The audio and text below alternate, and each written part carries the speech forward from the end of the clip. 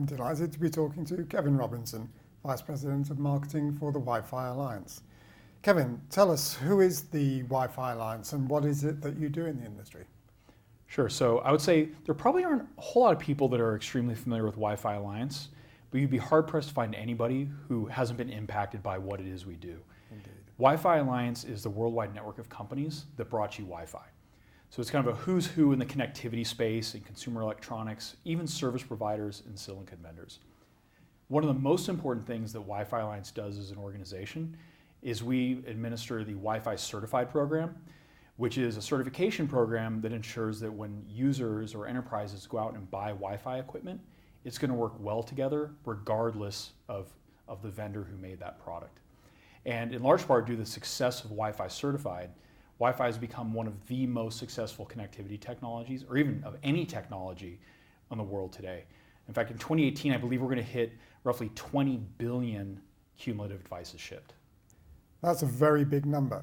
And how is the Wi-Fi Alliance improving performance in managed networks then? So managed networks and improving the experience in a managed network is a key area for Wi-Fi Alliance right now. One of the trends that's been happening is you're seeing more and more of the approaches to developing enterprise networks making their way down into residential networks and other networks. And in fact, almost every Wi-Fi network is starting to become a managed network.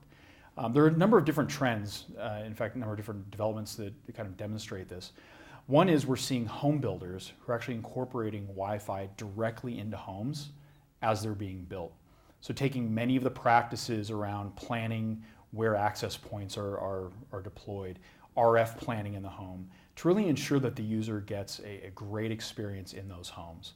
Lennar Homes is one of the early adopters of this Wi-Fi certified home design program.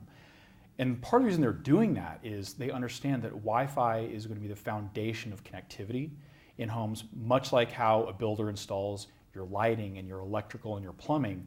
Wi-Fi is just another piece of that. In addition, of course, I'm sure you and many others are very, very aware of the trend in multi-AP solutions, or whether you call them mesh Wi-Fi or multi-AP Wi-Fi. That many of the devices that are in fact going to be on the showroom floor at CES are very much in line with this trend. And those solutions are very similar to what you see in the enterprise, with again, trying to manage the experience when devices are on one access point or another and making best use of the available spectrum. So is that how you would define a managed network, and who are the managers of managed networks? Well, that's interesting you ask that, because in some of these solutions, it's not a person anymore. It's artificial intelligence is managing. You have cloud-based management of these networks. And so, again, while it might be very transparent to the user, these networks are truly becoming managed networks. And I would say the other key manager of the network might be your service provider. So an example in the US might be a Comcast with their Xfinity solution, where they're monitoring what's going on in that environment, and they're actually managing the networks in the home. And you can expect to see a lot more of that moving forward. And in fact, even technologies developed to make that process and that administration much easier, whether it's a person at a company or it's AI in the cloud. AI certainly seems to be a big talking point at CES 2018, doesn't it? Absolutely. So I'm hearing about Wi-Fi Vantage. What is this? How does it address manageability, mobility, and performance then, Kevin? Sure. So maybe one of the key things to start off with is, we're talking about IoT. We were on a panel earlier and on a roundtable earlier and talking about it here. Somebody might ask themselves, well, why are we talking about Wi-Fi Vantage or managed networks as it relates to IoT?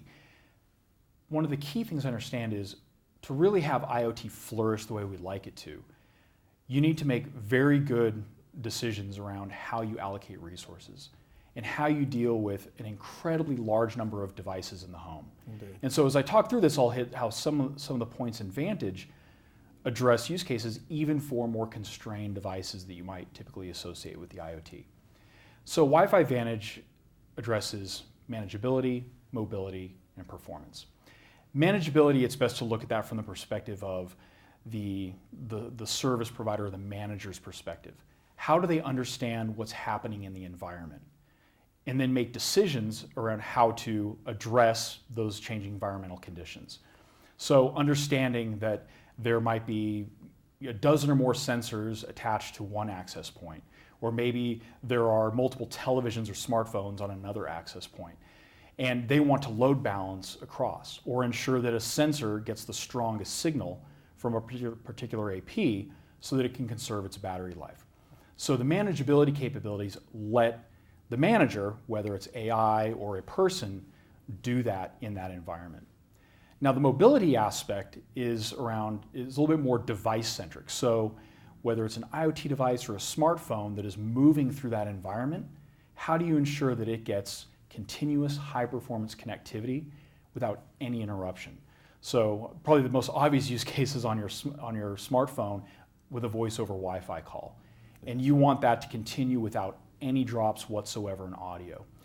And that's a capability that Wi-Fi Vantage delivers. And of course, the last piece is around performance, and that leverages today's generation of Wi-Fi, Wi-Fi certified AC, to ensure that Wi-Fi networks can support a large number of devices with very high levels of performance.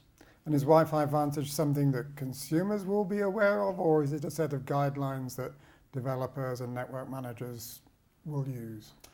We expect it will be both. Obviously, Wi-Fi Vantage has a very important role on the network operator side, whether that's in the enterprise or maybe a service provider, fixed or mobile operator. And then it makes it very easy for them to specify in an RFP or something like that, the capabilities that need to be in that equipment. So rather than an operator having to understand a dozen or more individual features and how they really deliver the experience that the network operator wants to provide, it's a simple shorthand. I need Wi-Fi Vantage. I need Wi-Fi Vantage Release 2. Now, where it becomes important on the consumer side or on the user side is that in many of these environments with BYOD, the user is choosing on their own, purchasing that equipment, and then bringing it into the environment. Indeed. With Wi-Fi Vantage, they'll be able to look for equipment that provides all those capabilities that are going to give them, the user, a good experience. So this is, I'm understanding now that this is actually something that will be a brand that people will search for when they're looking for devices. A brand mark, Wi-Fi Vantage is something that will perhaps appear on packaging and etc. Yes, we would definitely hope so, is that this is something that either appears on packaging or in specifications on a website, or in the enterprise, something that helps the IT administrator guide their employees of, this is a list of devices that you should go out and purchase. Okay, understood. Well, CES is always a window into the technology future. This year is no different. What's ahead for the Wi-Fi Alliance? There's a lot going on. Some of the things that are probably most relevant for this audience, and particularly related to IoT. In 2018, you're going to see new standardized approaches to bringing constrained devices onto a network in a very secure way. Yeah. So leveraging something you already have with you, like your smartphone, to configure that sensor, either a door sensor, maybe it's a security camera, and put it onto your network in a very secure manner. That's one thing coming in 2018. We are always in Wi-Fi Alliance giving updates to things like security. Security is an evolving landscape, as I'm sure you're aware. Very much so. Yep. There are always things that Wi-Fi Alliance and the industry are doing to ensure that Wi-Fi remains on the forefront of strong protections for its users. And then finally, of course, this is more late 2018 into 2019. The next generation of Wi-Fi is coming upon us. With 802.11ax, you're going to get increases in performance, but probably just as important, incredible improvements in how you deal with networks that need to provide significant capacity and serve a large number of devices, particularly in dense environments. And again, I think that really relates very well to IoT, where you could be looking at hundreds or thousands of sensors in an environment, and how do you serve all of those with expected levels of quality? And you can expect those types of things from the next generation of Wi-Fi. Well, it's a huge relief, isn't it, that this technology keeps moving forward the way it does, because it keeps us both in jobs and it gives us plenty to talk to at events like this. Thanks so much, Kevin. I wish you a great CES 2018. Great, thank you. I hope you enjoy yourself as well. Thank you too.